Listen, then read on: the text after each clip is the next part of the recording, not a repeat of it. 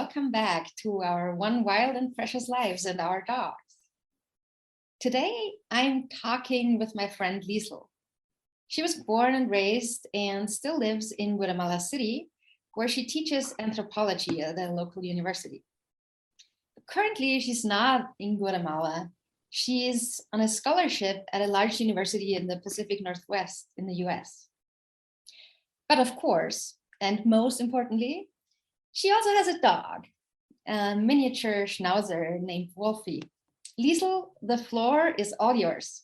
Tell our listeners about yourself and, equally importantly, about Wolfie. We're all dog people here, so we want to get to know your pup as well. First of all, hello, everyone. Thank you for having me and for the invitation. I'm an anthropologist, but currently I'm a student. I've been here for the past almost a year, and I really miss my dog. He's the one I miss the most, and it was a hard decision for me to leave him back home.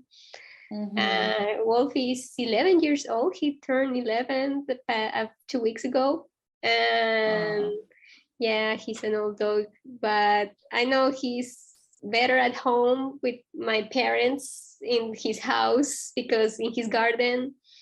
And I know the weather in Guatemala is much better than the weather here. So I know he's enjoying the sun and he's comfortable. So that makes me happy to think that he's comfortable back home and that here the weather is cold. I don't have a yard and I don't have enough time to take him to walks. So although I miss him, I know he's in good hands and he's a happy dog. He's good at home.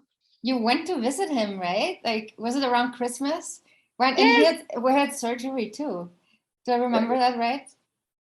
Yes. He had a rough time last year because something in his liver. So now he just eats a special food without fat. He's in a special diet after the surgery. But according to my mom, he's doing fine. And he's a special food. At first, he didn't like it. It was hard for him to eat. I was worried about that, but apparently the brand changed something in the food, the presentation or something. So now he likes it better. Nice. So he's eating more food. That's good. Well, I saw him last December, so it's been a while, but he was healthy. He was happy.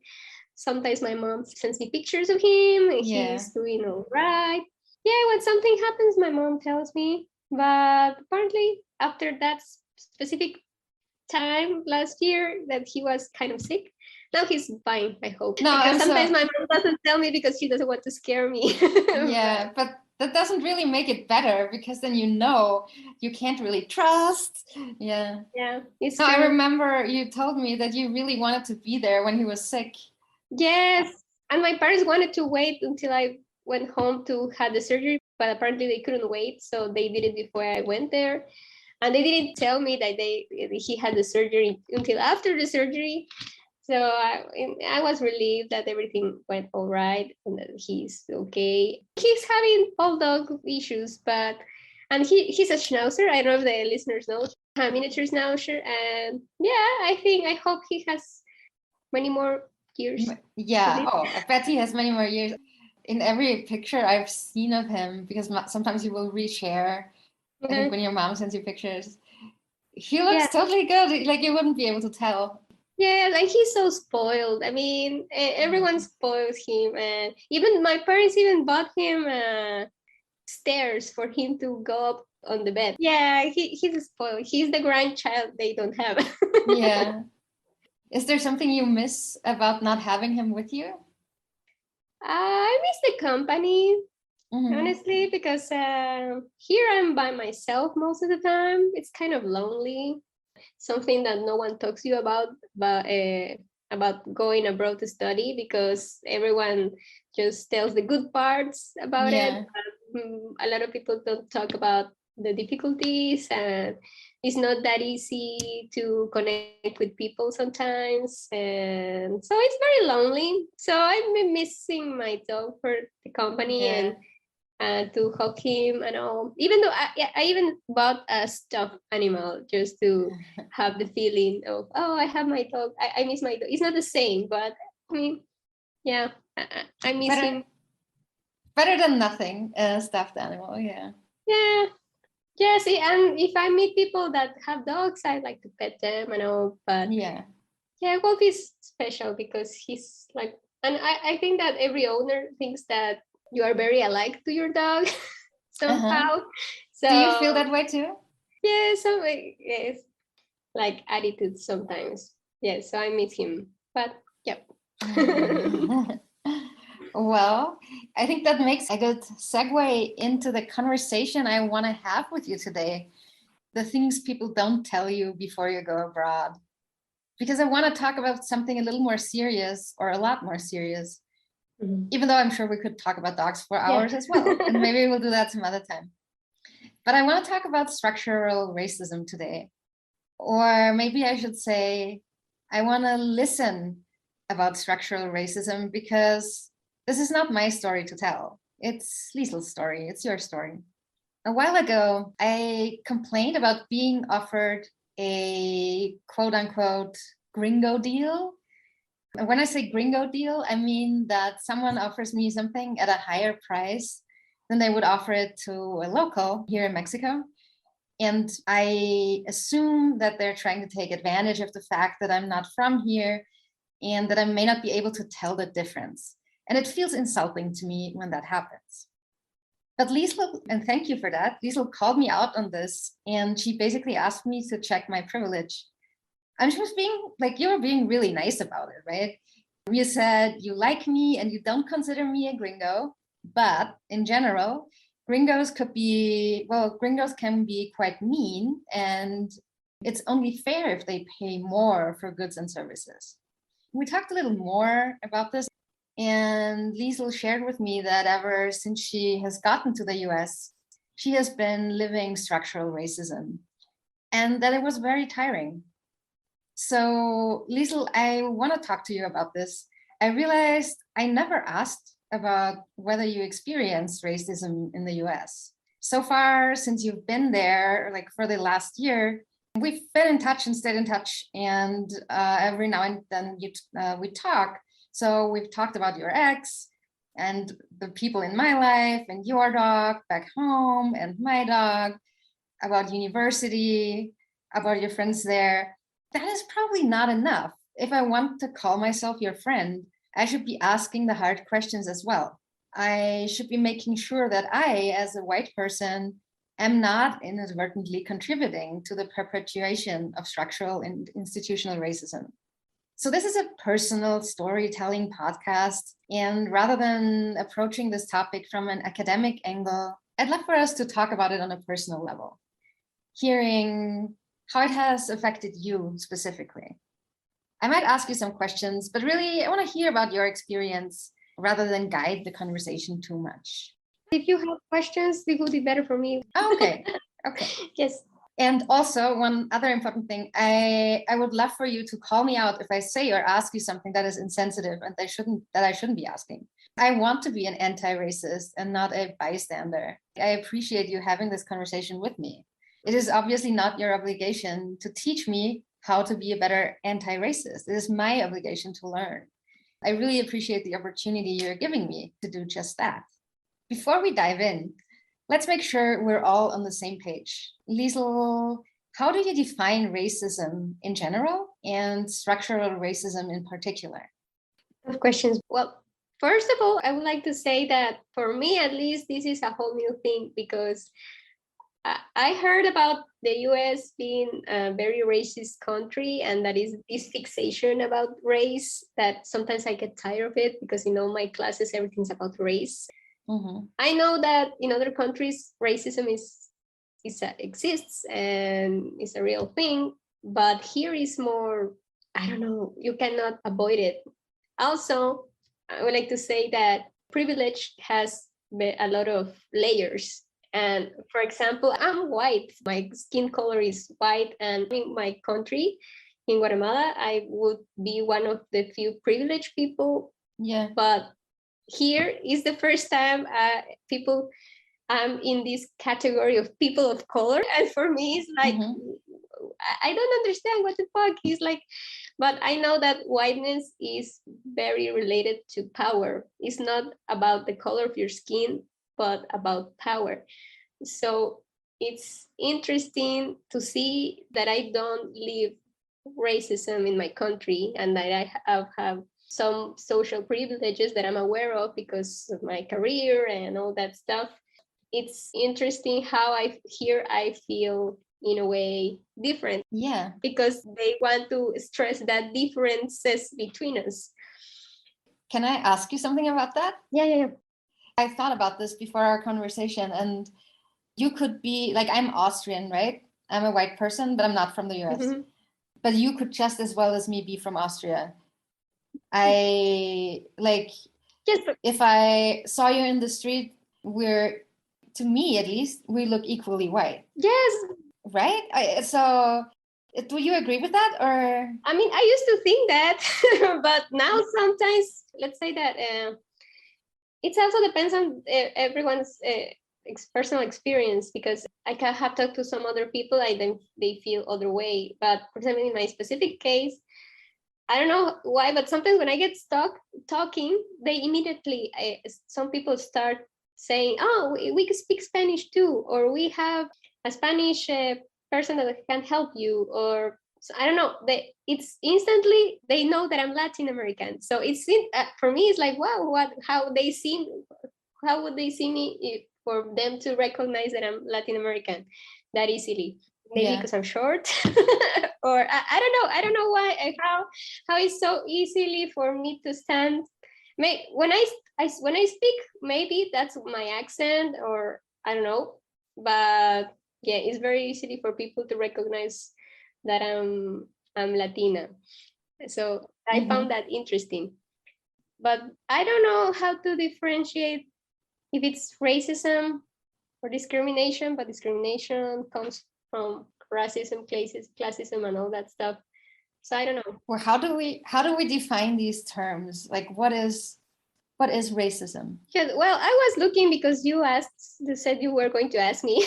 So I found this concept in one encyclopedia that says that racism is a belief that humans can be divided into separate and exclusive biological entities called races. But nowadays we don't talk about, at least in other countries, about race, but we talk about cultural differences or ethnicity. We don't use that word that much, but apparently they do here. And that is a causal link between inherited physical traits and traits of personality, intellect, morality, and other cultural and behavioral features, and that some races are superior than others, right? So that's racism, but I think discrimination can be more broad. People can be discriminated because of class and a lot of stuff that are not necessarily related to race, right?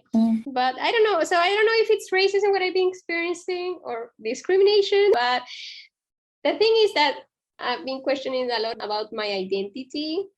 I know identities are flexible and they're constructed depending on the context you are. It's been interesting to go to that journey to feeling different, and also by being aware of the stereotypes that people have about Latin American people, particularly here. What are the stereotypes you have encountered about Latin American people? Everyone talks me about tacos and salsa dancing. That is so funny. It's like their only reference from Latin American culture are tacos and salsa. And it's interesting because I'm like, I don't like dancing. But everyone assumes that because I'm Latin American, I know how to dance. And I'm like, no, I don't. But it's very funny. Well, let's start from the beginning. When I came here last year, I was all that, I want to get to know my classmates and go out with them, get to know the people from different countries, different backgrounds, all that stuff, right?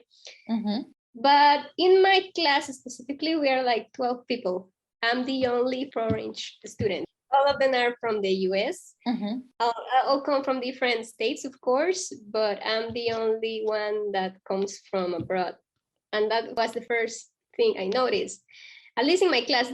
Then I was in other courses and I met this girl from Brazil. She's 1 year ahead of me, so we don't have the same classes, but we once talked and we felt kind of the same.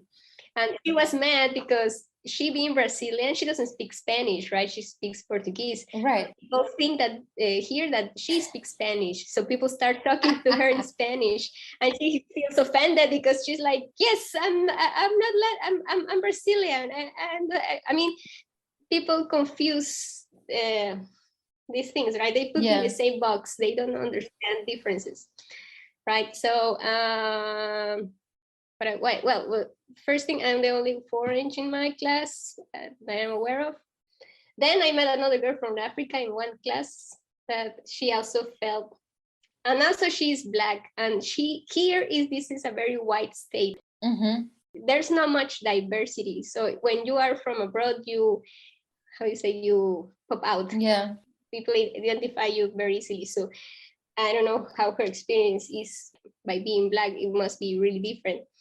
Anyway, I'm the only one from abroad in my class, the only Latin American. And at first I was doing this joke that maybe I got in because I'm the diversity quota.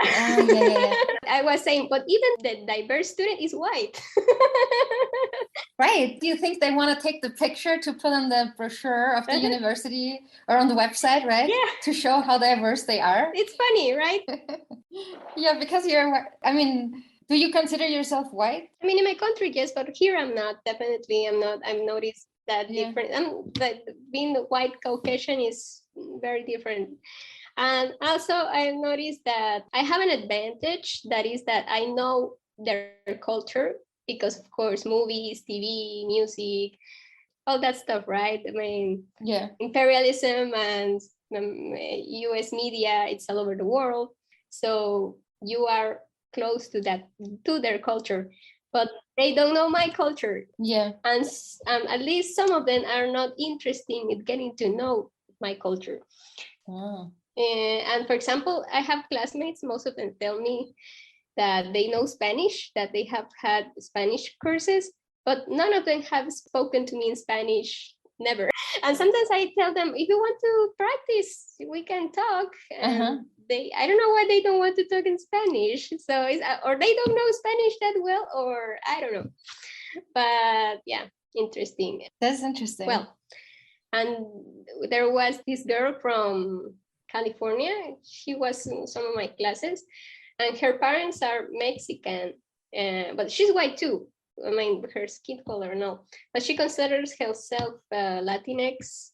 I don't consider myself Latinx because I think that's a concept of people that have Latin American heritage who were born here. But for example, migrants that I've talked to, they don't consider themselves Latinx.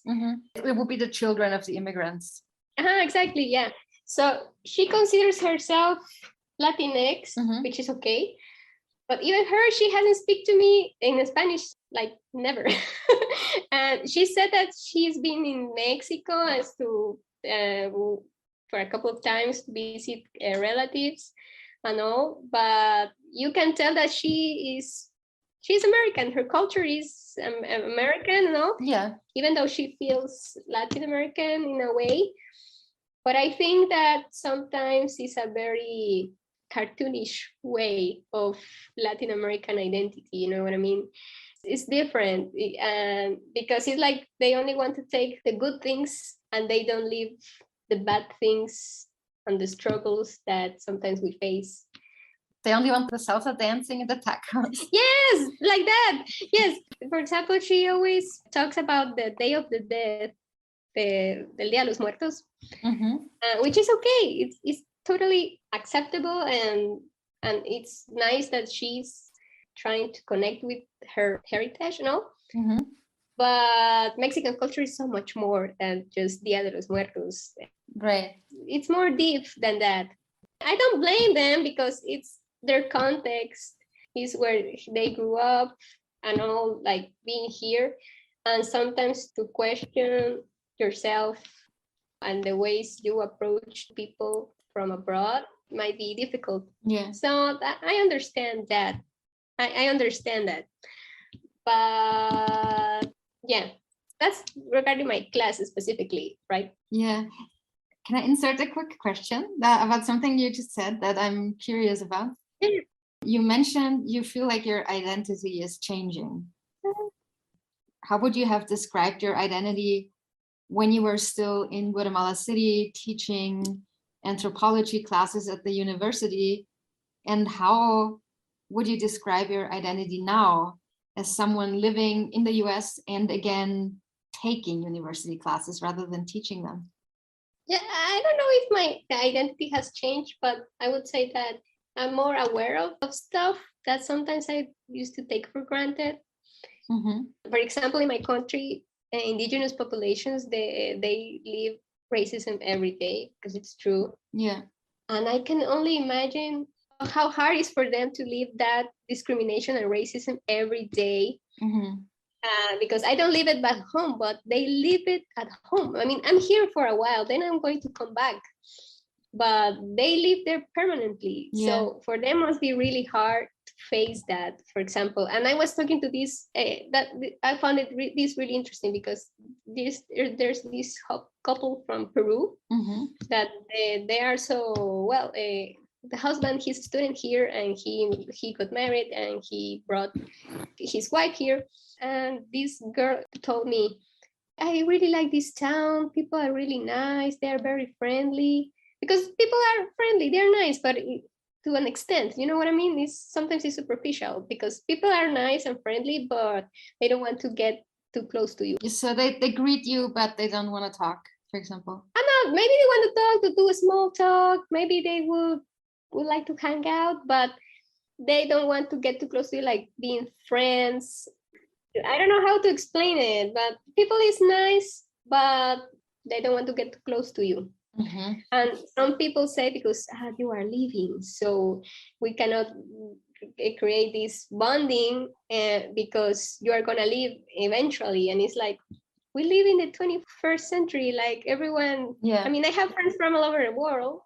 Sometimes people don't think that way. But anyway, so this girl from Peru was telling me, I feel so welcoming here. People are really friendly. In Peru, people are really mean. They discriminate you, because she is not from Lima, she's from Arequipa. Mm-hmm. I don't know if they're indigenous, but maybe they come from a very poor background, so they have struggled, I guess. Yeah. So for them, being here is, of course, a great opportunity, but also they don't feel discriminated here as they do back home. So I found that very interesting. Yeah. Yeah. So for them, the experience of discrimination was much stronger Back home in Peru than it is here. Yes. Or there. Uh-huh. And did they live in Lima in Peru, or did they live in Arequipa? Apparently they're from Arequipa, but they live in Lima for a while. Maybe Uh-huh. going from Arequipa to Lima was, yeah. Yeah. So you were saying, I find that very interesting. The Peruvian family felt like they were being accepted much more in the US than they were in Lima, while your experience is basically the opposite. Correct me if I'm making assumptions. You feel relatively privileged in Guatemala, but here in the US, you don't feel privileged. You do feel like there is discrimination and like you're not an equal, quote unquote, to the people from the US. Yes, something like that. But also I think it's I don't know, I have a lot of thoughts in my mind, but everyone has a different experience depending on their backgrounds. But also I have to say that maybe I get more aware of things because of my career, and also because I have this very critical thinking. I mean, if you talk to someone, they might seem nice and welcoming to you, but I start noticing little details that make me feel or say, oh, I don't feel this vibe quite, I don't know, it's something weird. You know what I mean? And that's sometimes that maybe I'm too critical, but I've been experiencing that sort of stuff, right? well, I have a lot of other experience. I wouldn't like to talk about them because it's regarding my research. So I don't know if it's okay to talk about. Maybe a few years later we could discuss this recording. Yeah. But also in my research, I've been noticing certain stuff that I'm very critical about. Can you tell us or our listeners just very generally the topic of your research, or would you rather not? Well, just to say that I'm working with migrant population from Guatemala. That's why I'm here in the first place, because me as an anthropologist from Guatemala, maybe it was going to be easier for me to get to know the community, which in certain ways it has. For example, the first time I approached the community there from Huehuetenango, from Todos Santos, they are Mam. The first time I went to visit them, and they told me, "Oh, we thought you were American," and I'm like, "No, I'm from Guatemala." And they, "Oh, but you're from the city, yeah." So this difference between us, right? They're from Huehuetenango, I'm from the city. They are Mayan, I'm Ladina. But being here, even though in Guatemala we are different, what makes us closer here is that we are from Guatemala, right? Yeah. So here it has more meaning being from Guatemala than back home, right? Yeah. So that's why we were able to connect more easily, I guess. Well, but also because I'm used to go around the country and I like to talk to people, so it's not that difficult for me. But being here, what brought us together was being from Guatemala, even though we have very different stories. And of course, they struggle a lot to come here. They have really hard stories to listen to. And that's what I'm telling you. It's like, I cannot imagine living at home with all these struggles they have to face, poverty, hunger, violence, all that stuff that gratefully I don't have to live. They come here like going away from that harsh reality. Of course, they're going to feel more welcome here because they have here everything that their own state denies them. That's really unfair. Yeah. And they have to come here to have a better living. What is being denied by the state of Guatemala to indigenous people? Everything almost, because Guatemala is where right now we are facing a really difficult political times. We don't live in a democracy, and there's a lot of political issues going on, but also it's like structural racism. That is that when you are born in an indigenous community and you are poor, you don't have opportunities to develop in life, and it's hard to access to education, to good education. We live in the country with the highest rates of malnutrition in the region. I think that is higher of Haiti. We just have one public university, and right now the public university is facing a lot of stuff, and education is not free. I don't know, Guatemala is a mess. And also you put gangs and what's going on with violence, narco traffic. Apparently in Huehuetenango, this violence is getting higher. And the gangs, they control certain territories.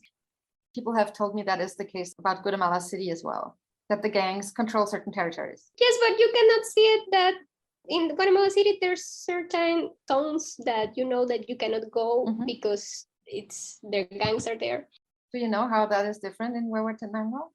I'm not that well documented to talk broadly about it, but in the communities, the gang situation is kind of new, but we call it the continuum of violence because, as you know, we lived 36 years of civil war that ended almost 30 years ago, but the consequences of that civil war are still part of our daily lives. And it's like violence never left.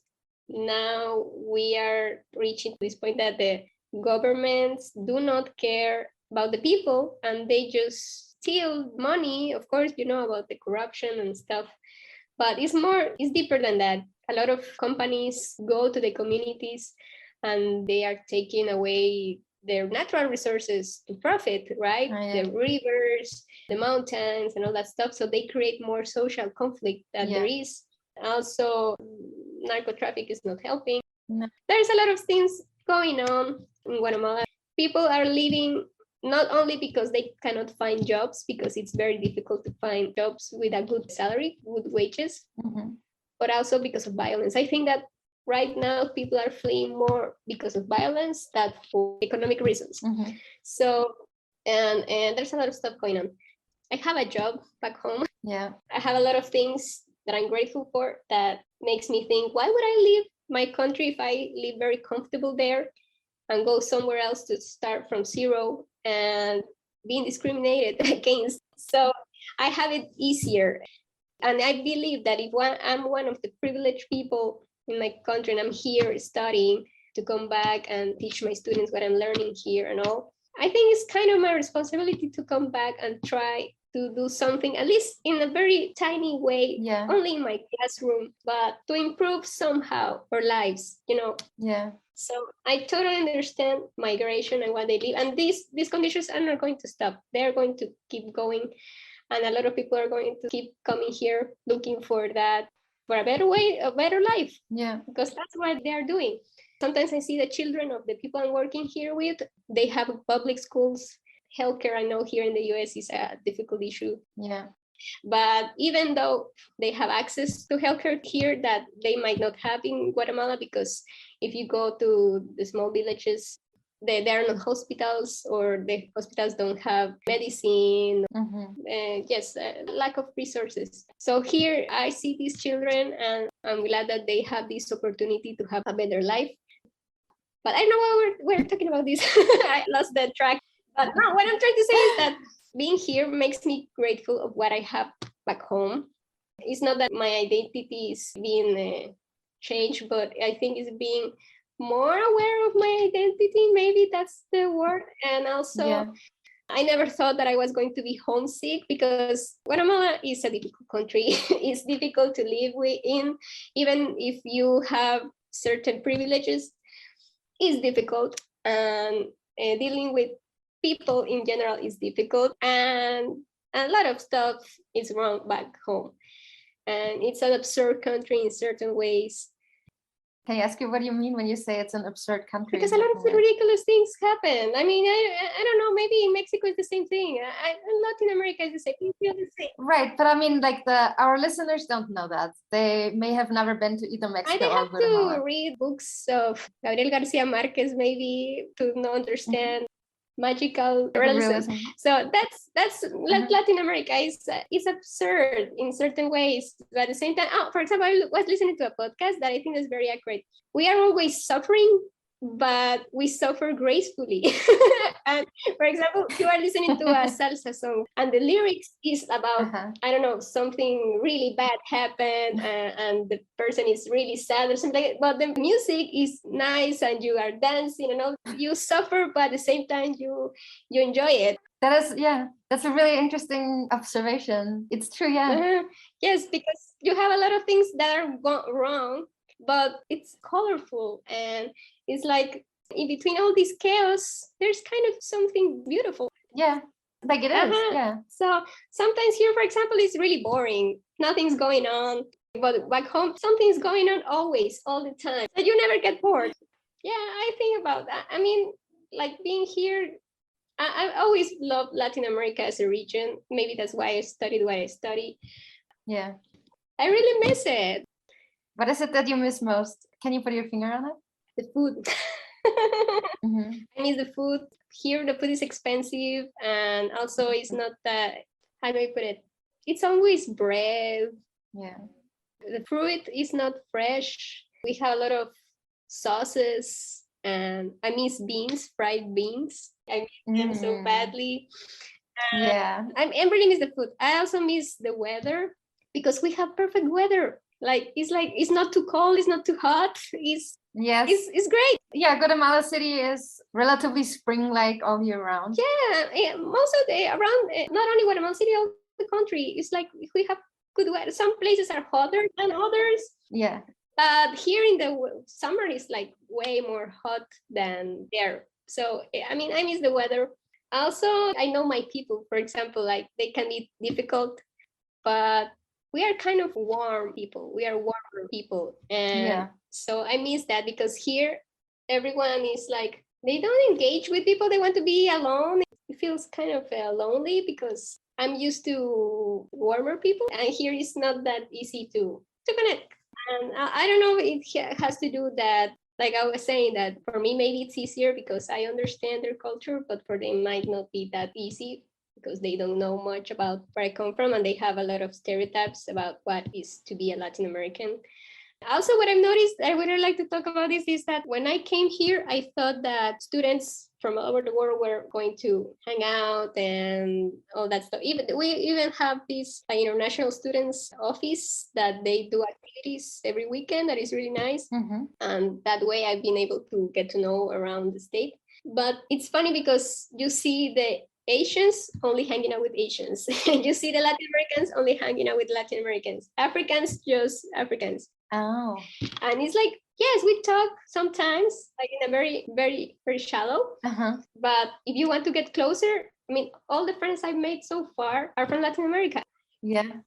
Why do you think that is? I don't know. Maybe because people feel safe in their own groups. Mm-hmm. Maybe that's why.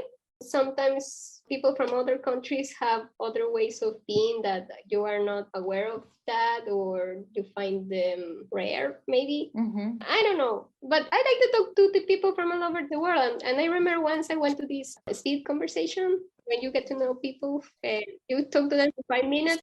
Speed dating? Yeah, but it was not dating, it was speed friending. Oh, really? I didn't know that was a thing. Yeah, so the university does that. So you go and talk to one person in 5 minutes and then you change, and that way you get to know people. Oh, that's an interesting idea. How did that work? Yes, but I was the only one from Latin America there. Everyone was from Asia, Middle East. And I'm like, why all the Latin Americans are so, how do you say, apático? Apathic? Apathic, yeah, maybe that's the word. Yeah, I met there people there were from Japan, some from China, some from Middle East. Mm-hmm. And it was funny because all of them were complaining about the food. No one likes the food here. It's like what makes us we have in common. And this girl from Saudi Arabia, and I was asking her, where you can find Middle East food here? And she was like, you can't.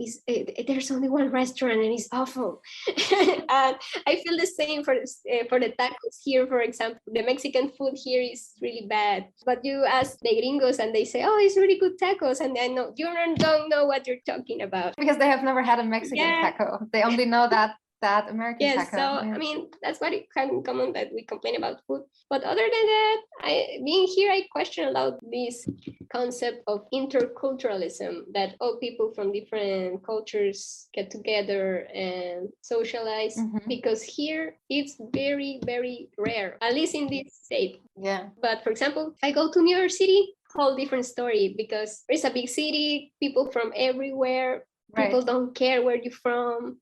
It's a whole different vibe.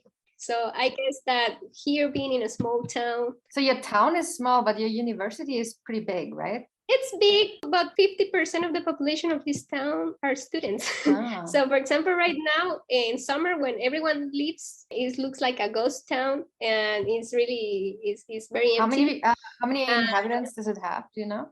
Yes, I know that because we were talking to a classmate, and she's from I only have two friends that I consider my friends in class. One, she's from Kentucky, and the other one is from Alaska, and she's Native American. So it's been really interesting because she also has a very critical approach about her own society, because she's from here, but at the same time she's kind of an outsider, right? But also this girl from Kentucky feels a little bit an outsider, because she says that she has faced a lot of discrimination because of she being from the South.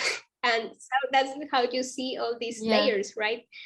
All this stuff going on. So we were talking about dating. She's queer, so also she finds it different to be in a small town.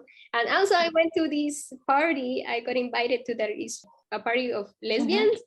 And they were really fun, and they were complaining that it's so hard to be a lesbian in this town. So I mean, I'm not the only one that feels kind of an outsider. I think it's a general feeling for all people that are different.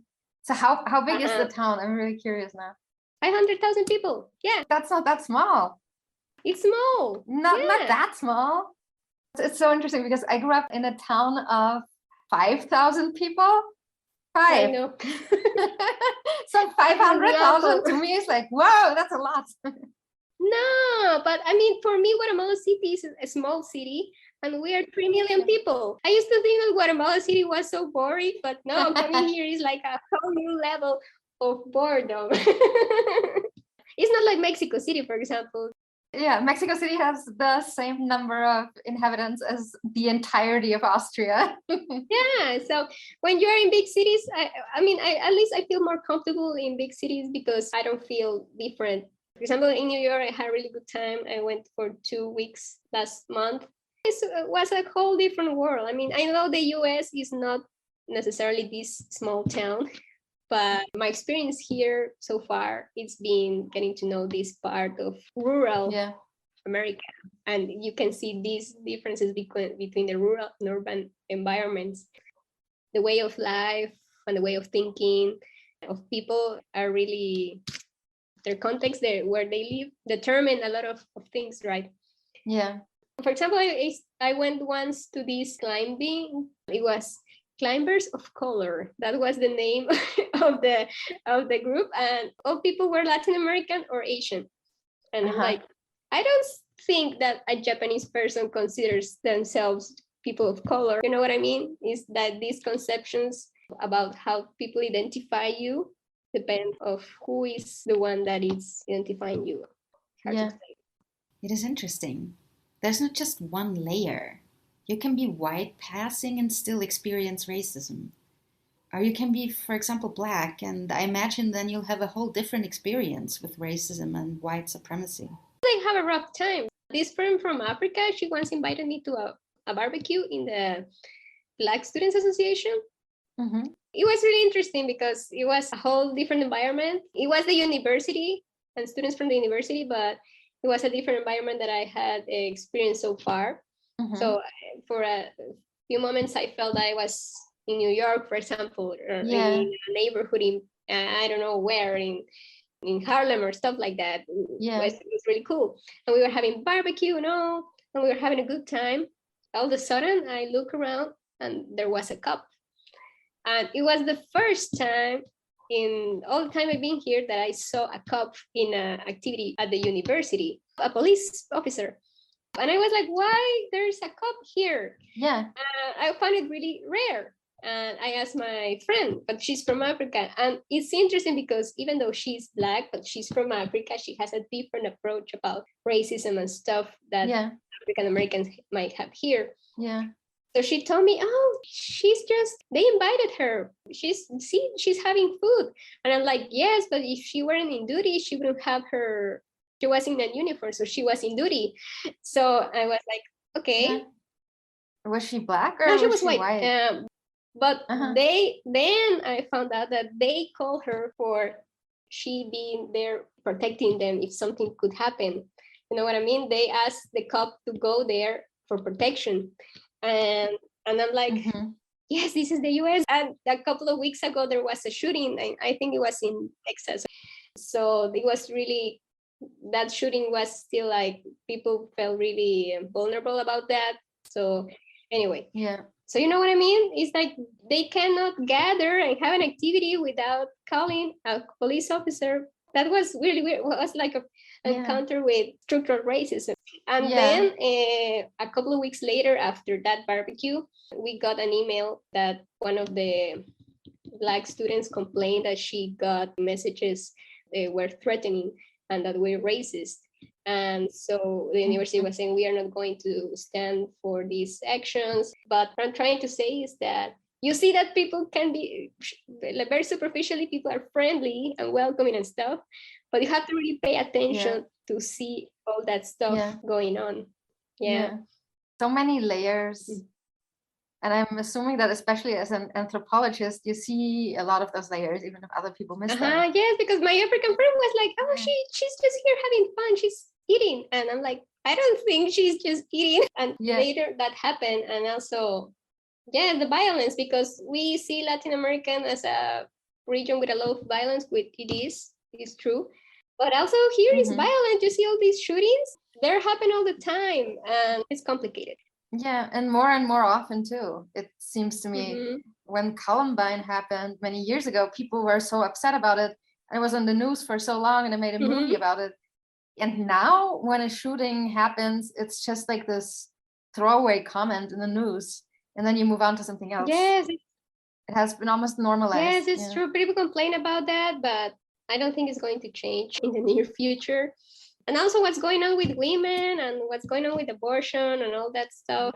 I understand why people have a good concept of the US about the land of freedom and all that stuff. To an extent, it might be true. But otherwise, again, if I'm comfortable in my country and I'm doing okay, why would I come here to stay permanently? It's not like heaven either. There's a lot of still stuff going on.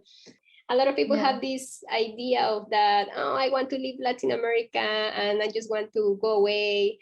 And people have this idea of Europe or the US being these places that are better.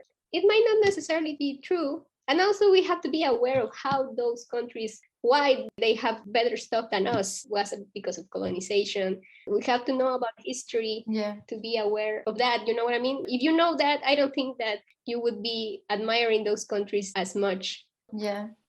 Did you at some point think that places like the US or Europe are quote unquote better than Latin America? Or did you never have that idea? Maybe people tell you all the time, we live in chaos, which it's true.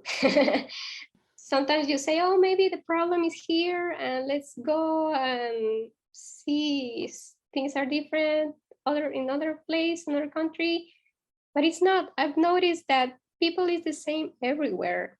Maybe or human nature. Of course, there are cultural stuff that makes us different, but the core of the things, we are all humans and we face the same struggles and we have the same aspirations, and it's more what unites us, what makes us. It's a famous anthropologist who said this. Maybe it was Margaret Mead. What I'm trying to say is that we have more things in common than things we don't. And just being abroad and being in a diverse environment and talking with people from different places, you come to realize that. And if you are in a society or a community where you only relate to people that are like you might think, that place is better than mine, because you don't know the other place or the other people. And only when you face them or you face that other reality, you learn, or at least in my case, because maybe other people don't, to be grateful of what you have. And be more aware of who you are, your identity. Maybe you cannot choose where you get born, but you can choose to embrace your identity and love, in a way, your country, even though that sounds very romantic. Do you love your country more now that you've been in the US for a year? I don't know. Guatemala and I, we have a complicated relationship. It's like this abusive husband or relative that mistreated you, but you are there and you love them. Yeah, okay, I see what you're saying. Love-hate relationship. It's complicated because there's a lot of stuff I don't like back home. But at the same time, I've realized that you are not going to feel as comfortable in other place than your country. I don't know, maybe. Even though the people I've been working here with, some people tell me I want to come back.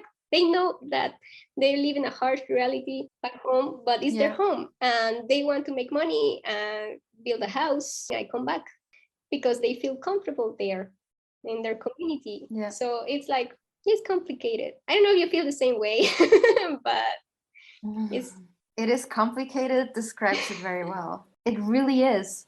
There are so many facets of discrimination and of life and of disadvantages and advantages. It's hard to wrap your head around it.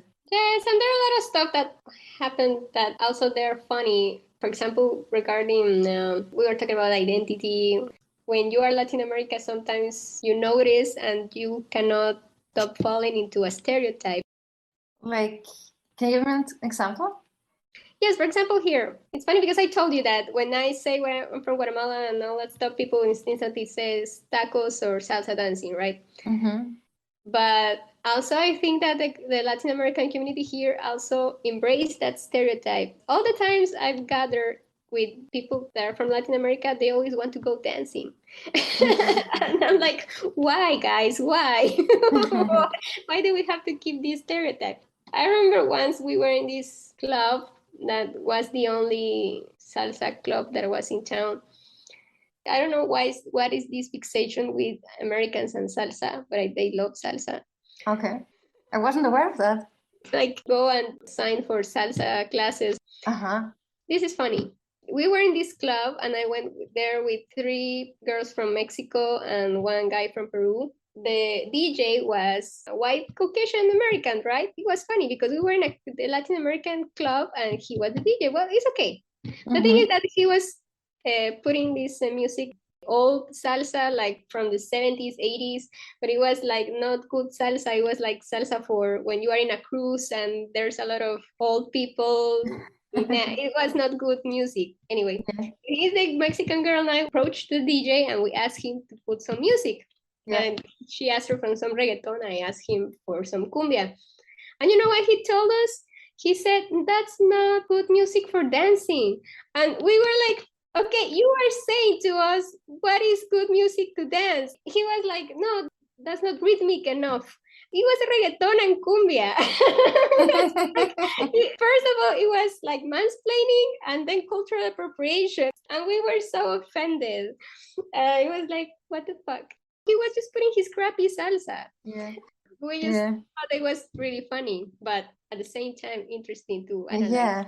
And then I remember I went with this Peruvian friend and he was like, oh, I want to go dancing, let's go to the club. And I'm like, I don't dance, I don't like to dance, I don't feel comfortable dancing. He goes, no, let's just have fun and all. And I'm like, okay. And we went and we started dancing. And after 2 songs, he was like, Liesl, do you mind if I dance with someone else? And I'm like, go ahead, I don't care. I told you I don't dance. But there was a few Americans. Well, there's this, Robert is his name. He was a friend of an acquaintance. He was there at the club, right, after his salsa lesson, and he knew this Peruvian friend. So the Peruvian friend went to dance with someone else. I sat and Robert was there in the same table, so we started chatting. So Robert left and I texted him, just told him, oh, I just saw your friend Robert here. And he was like, yeah, Robert told me that he saw you and that you dance very well. And you're a really good dancer. And I was like, the Peruvian guy was so ashamed of me. And this American guy says, oh, you're really good. It was really funny. The different approaches of how you see things depends on a lot of stuff, right? But it was really, really funny. So what I'm trying to say is that, the stereotypes. Yeah. My Latin American friends make fun of me. I remember once the Latin American Students Association did this activity to get the community closer. And it was funny because it was like a quinceañera. It was really, it was like this, they served some pupusas and they put music and everyone was really with fancy dresses. And it was laughable. It is because like I was saying, they perpetuate the stereotype. I mean, maybe we complain that people here treat us differently and that they have very cartoonish idea of what Latin American is, but at the same time we help them by doing that kind of stuff. I wanted to say that these funny stories for you to have an idea of what it is to be a Latin American in this small town. Yeah. But let me ask you one last thing. Sure. I do feel privileged. People can tell that I'm not from the US when I'm there, but I have not felt discriminated against. So what can people like me do? How do I, and also maybe our listeners, many of whom I'm sure are white and from the US, how can we make the environment we share with people from other places a little more welcoming? I think it's very complex, but one thing that would help is if you really want to, I'm going to say something that is politically incorrect. That's okay. For example, here I've seen a lot of people that have in their houses these signs that says Black Lives Matter. Okay, that's good. You feel that you are supportive of that campaign. maybe you're a good person, you consider yourself a good person, that you're against the Black people being shot and racism, all that stuff. But can you really say that you're not racist if you don't engage with Black people in your daily life? No, I don't think you can. It's like, yes, you have this poster in your backyard, but do you engage with Black people? You know what I try to say? No. It's like same thing for everyone. For example, sometimes I get really mad about this, but I see a lot of people that have Ukrainian flags in the front yards. I'm trying to say that the US is one of the main reasons why that war is going on. It's much more about what the US media says, because here they have this bias. Mm-hmm. And it's like, okay, you have your flag, maybe you have donated some money, but that's it. Can you be more critical and think more about what your government is doing in that region, how that war started? For example, it's like, yeah, you're against war only if it comes from other countries or other places. For example, what's going on in Palestine last week? I was really mad. And do you see any Palestine flags here in the front yards of people? No, they don't even discuss that. So it's like their sympathy is hypocritical in a way, but at the same time, it's like they don't question a lot of stuff that they should. Sometimes I do talk to people and try to make them question about that stuff. And people get mad, or they feel that, oh, you're a communist. And apparently that's a big deal here. People don't like to get out of their comfort zones. Maybe they don't feel they have to, because they live in this tiny reality that for them is their world. But me coming from other places and having seen a lot of stuff, I think that people can do more, and to get out of the comfort zones, to get to know people for real. Like, for example, if I say that I'm from Guatemala, don't talk to me just about tacos or salsa dancing. You could ask about, oh, how's living in Guatemala? I have encountered some people that are really curious about that, but they're the minority. It's not very common for you to get to know people that are really interesting, to get to know other places, other ways of living, other ways of thinking.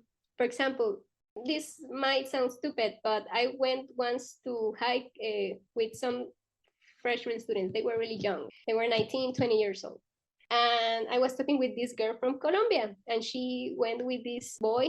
They were classmates or something. And he was American, right?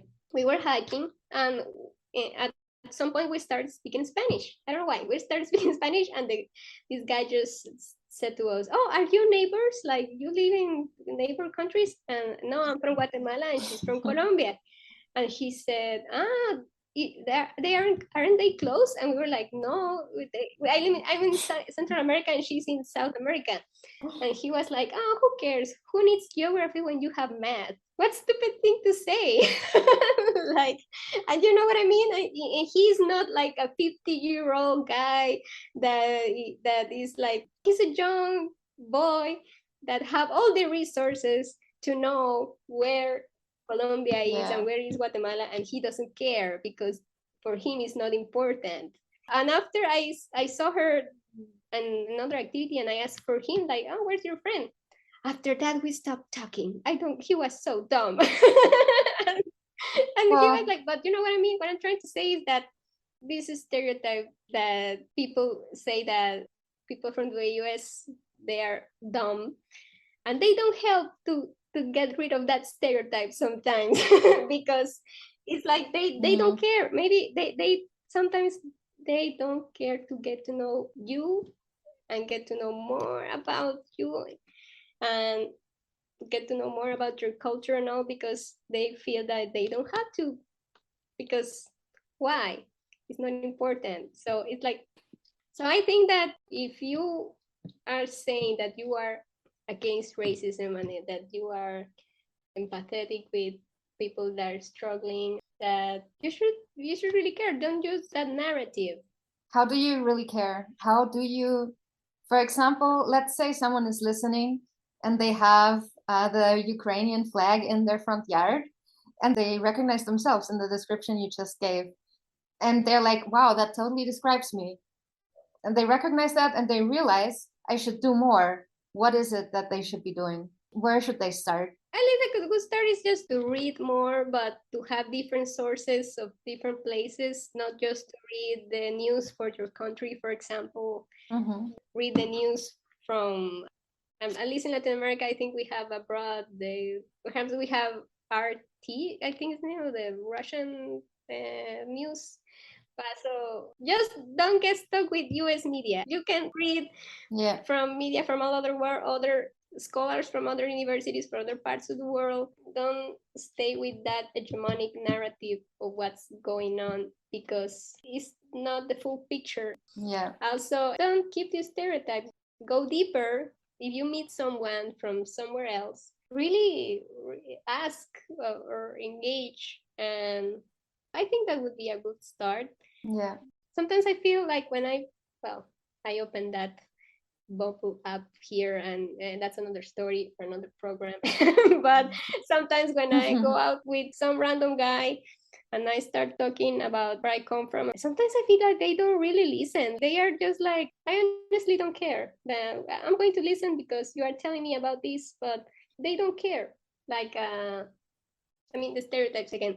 I remember once I was in an Uber, and this Uber driver asked me where I was from, and I told him, and he said, "Do you want to get married with me? That way you can have your green card." What? And I was like, why do you suppose just because I come from Guatemala I want a green card?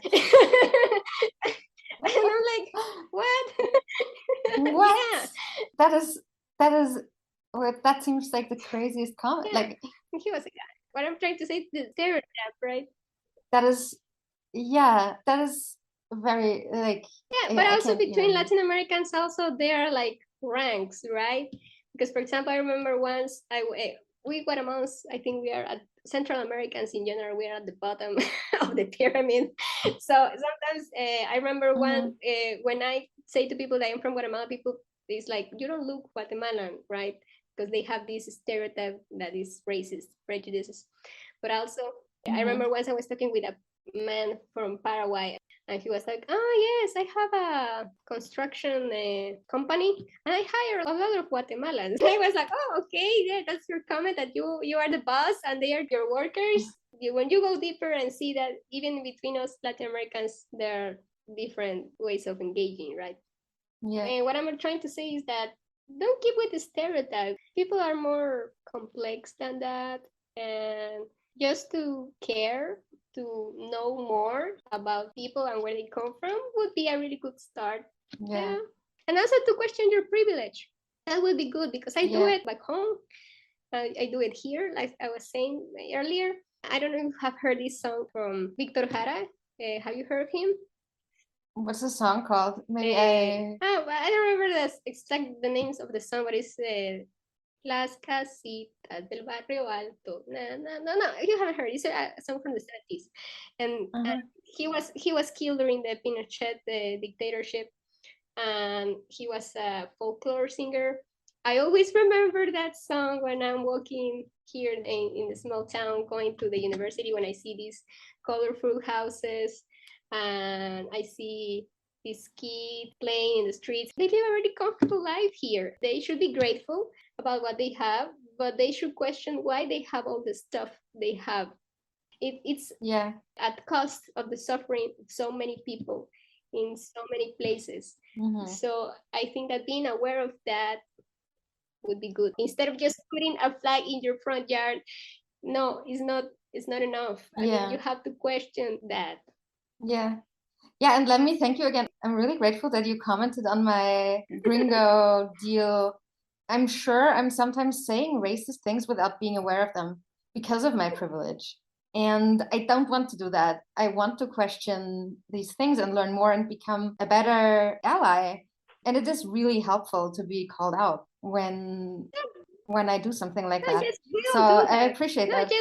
Please keep doing that. We all do that. We all have these values when we were growing up, and sometimes it's hard to break them. But just to think about them and just to question them is good. Yeah. Well, thank you so much for coming on. I'm really looking forward to editing this episode and listening to your stories again and thinking about them some more. And it was so nice to catch up with you. Yes, it's been a while. It's really nice to see you. We're having this conversation on Zoom, in case our listeners are wondering. Yes, well. All right, everyone.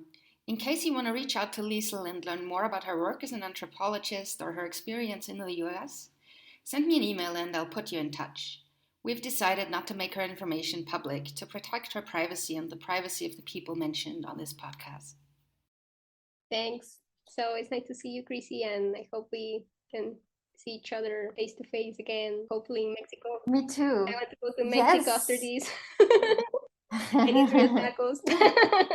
Yes, and they're good here. Yes. And I bet you have had a good time. Yeah. No, go. Well, thank you so much. And thank you to our listeners for tuning in again. I'll be back in 2 weeks with a yet to be decided topic. Bye. Bye.